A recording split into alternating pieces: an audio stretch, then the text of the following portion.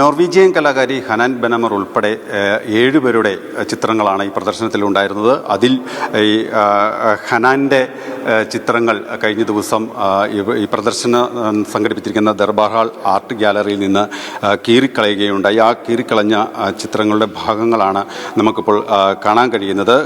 ഈ 18-ാം തീയതി തുടങ്ങിയ ഈ ചിത്ര പ്രദർശനവുമായി ബന്ധപ്പെട്ട് കലാകാരന്മാർക്കിടയിൽ ചില അസ്വാരസ്യങ്ങൾ ഉണ്ടായിരുന്നു. ഇതിൽ അശ്ലീല പരാമർശങ്ങൾ, പദങ്ങൾ ഉണ്ടെന്ന് ആരോപിച്ചായിരുന്നു ഈ പ്രതിഷേധമെല്ലാം ഉണ്ടായിരുന്നത്. പിന്നീട് ഹോച്ച്മിൻ, കലാകാരന്മാരായ ഹോച്ച്മിൻ, സുധാംശു എന്നിവർ ഈ ദർബാർ ഹാളിലേക്ക് എത്തി, പ്രദർശന നഗരിയിലെത്തി കഴിഞ്ഞ ദിവസം ഇത് നശിപ്പിക്കുകയും ചെയ്തിട്ടുണ്ട്. എന്തായാലും നമ്മോടൊപ്പം ലളിതകലാ അക്കാദമി ചെയർപേഴ്സൺ മുരളി ചെരുവത്ത് ചേരുകയാണ്. എന്താണ് ഇതുമായി ബന്ധപ്പെട്ട് പറയാനുള്ളത്?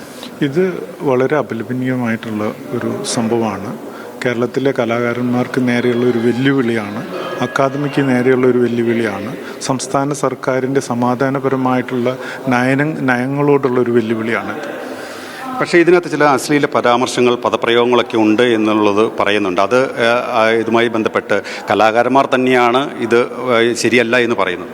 നമ്മളിവിടെ ഇത് എക്സിബിറ്റ് ചെയ്തപ്പോൾ ആർട്ടിസ്റ്റിൻ്റെ ഒരു ഡിക്ലറേഷനും പിന്നെ അതേപോലെ തന്നെ വാർണിങ്ങും എല്ലാം കൂടിയിട്ടാണ് എക്സിബിറ്റ് ചെയ്തത്. ഇത് അവരുടെ ഒരു പേഴ്സണൽ ലൈഫിൽ അവർ ഏറ്റുവാങ്ങിയിട്ടുള്ള റൈറ്റ് വിങ് റേസിസ്റ്റുകളുടെ അറ്റാക്കുകളുടെ ഒരു പരമ്പരയായിട്ടാണ് ഇപ്പോൾ ആംസ്റ്റർഡാം കനോണും അതുപോലെ തന്നെ ഈ വർക്കും ചെയ്തിരിക്കുന്നത്.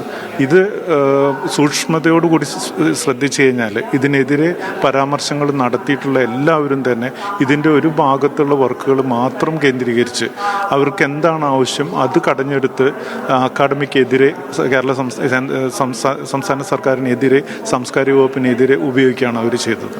എന്തായിരിക്കും ഇങ്ങനെ ഈ എഴുതിയത് ഈ കലാകാരി തന്നെയാണോ അതോ മറ്റാരെങ്കിലും സഹായമുണ്ടായോ? ഇത് അവർക്കെതിരെ അവരുടെ ഒരു മെയിൽ ഫ്രണ്ട് അയച്ച അശ്ലീല സന്ദേശങ്ങളാണ്.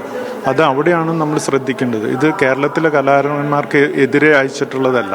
ഒരു ആർട്ടിസ്റ്റിനെതിരെ, വിമൺ ആർട്ടിസ്റ്റിനെതിരെ, അവരൊരു ഫെമിനിസ്റ്റ് ആർട്ടിസ്റ്റാണ്, അതിനെതിരെ അവരുടെ വളരെ ക്ലോസ് ആയിട്ടുള്ള ഒരു ഫ്രഞ്ച് കവി അയച്ചിട്ടുള്ള ഒരു സന്ദേശങ്ങളാണ്. ആ സന്ദേശങ്ങൾ ഹിപ്പോക്രസി എന്ന് പറയുന്ന തലത്തിൽ, അല്ലാന്ന് വെച്ചിട്ടുണ്ടെങ്കിൽ ഏത് രീതിയിലാണ് കൊളോണിയൽ ഒരു ഇത് സ്ത്രീകളോടുള്ളത്, ആ മനോഭാവങ്ങൾക്കെതിരെ അവരത് കൃത്യമായിട്ട് ഗൂഗിളിൽ ട്രാൻസ്ലേറ്റ് ചെയ്ത് ലിനോക്കട്ടായിട്ട് എടുത്ത് അവർ തന്നെയാണ് അത് എഴുതിയിരിക്കുന്നത്. അപ്പോൾ അതിൽ മലയാളം എങ്ങനെ എഴുതിയിരിക്കുന്നതെന്ന് കൂടി വളരെ ഇതാണ്. നമുക്കിന്ന് മലയാളം അറിയാത്ത മലയാളികളടക്കം ഇത്തരത്തിൽ തന്നെയാണ് എഴുതാറ്. ശരിക്കും ഗൂഗിൾ ട്രാൻസ്ലേറ്റ് ചെയ്ത് എഴുതാറ്.